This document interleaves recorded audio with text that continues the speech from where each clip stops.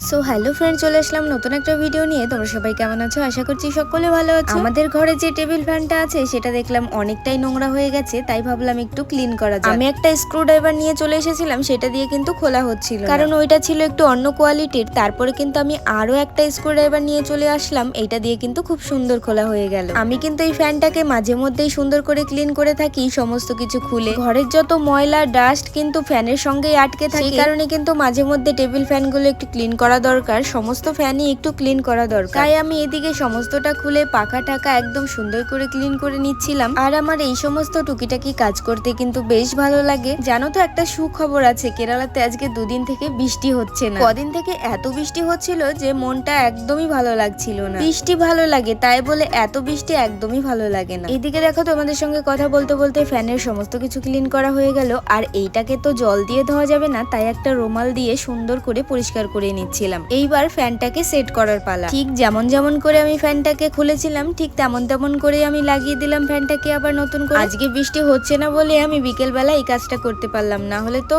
আজকেও এখানে আসতে পারতাম না। তোমাদের তো এর আগে একটা ভিডিওতে দেখেছিলাম যে আমি পাট শাক বুনছি, আর এইদিকে দেখো পাট শাক গুলো কত বড় হয়ে গেছে। আজকে আমি সেগুলোতে জলও দিয়ে দিলাম, কারণ বৃষ্টি হচ্ছে না। বাড়িতে ফোন করেছিলাম, বাবা বললো পাট কাটা হয়ে গেছে, জাগ দেবে। আর আমার এইদিকে পাট 2 পাতা করে হয়েছে। রাত্রে জেপ্টো থেকে একটু অর্ডার করেছিলাম তেল আর আটা। তাহলে চলো আজকের মতো ভিডিওটা এই পর্যন্তই থাক, দেখা হবে নেক্সট কোনো ভিডিওতে। ভালো থেকো, সুস্থ থেকো।